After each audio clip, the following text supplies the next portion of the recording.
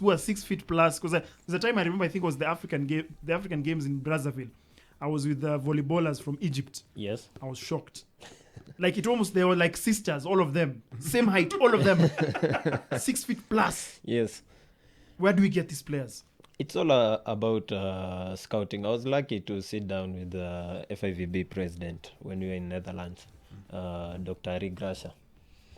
And he told me about how he did it in Brazil, because he was the CBV president for almost from 1997 to 2012. I think that's around 15 years. Yes.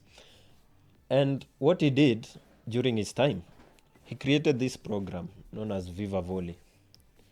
Viva Volley is a program that was started in schools, in primary schools, to encourage children to play volleyball. So the federation would come, give children food and stuff like that, because they knew where we get the best players are in the favelas, the slums of Brazil. So he started this program there.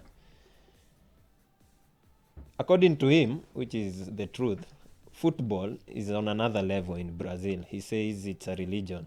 It's not a sport. It's a religion, and I agree with him. But volleyball is somewhere near football in terms of popularity in Brazil. So how do we remove it from kids that we don't want you to play football, we want you to play volleyball? So he had to find something to attract them.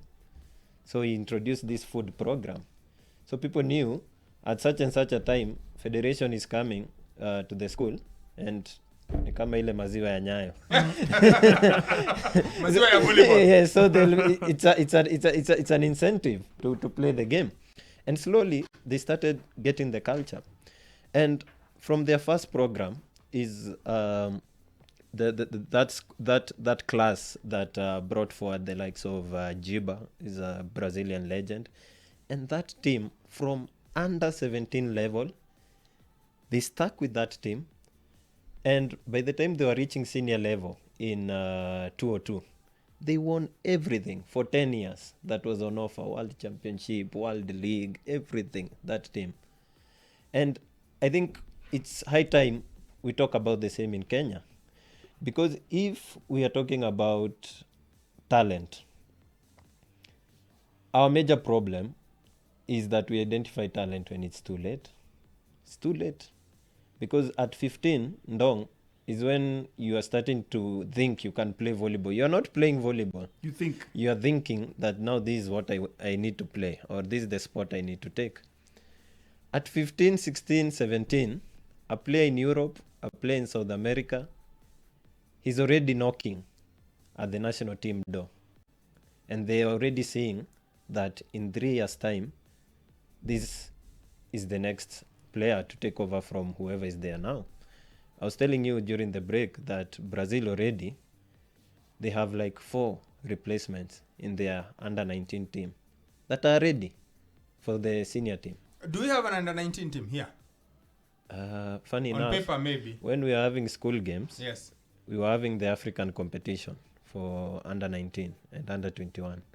Kenya didn't field a team. Because most of them were in the school games. But shouldn't we field a team? Shouldn't it be better? Should it have been like the first level of exposure that Ndong spoke about? Exactly, and that's a challenge also to the federation, that we have to field the youth teams in African competitions and world competition. Because I've come to realize, for you to see Paola Egonu today shining, Italy knew her like 6-7 years ago. They knew she's coming, and they knew 2022 is her time.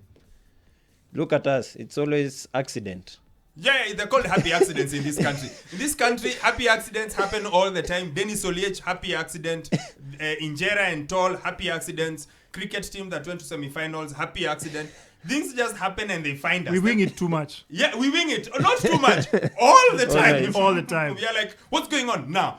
Same case with sevens now. We are trying to figure out what do we do with our sevens team, because all of a sudden Injera is no longer there, Ambaka is growing old, and all of a sudden we are like, so I guess it's the same thing. I guess it boils down to the one thing we've been saying all along in this country: management, leadership, accountability, and once again, CS in waiting, Honorable Ababu Namwamba, no pressure, But there's so much to do. Anyway, it's 3:45. When we come back, we'll shift gears a little bit and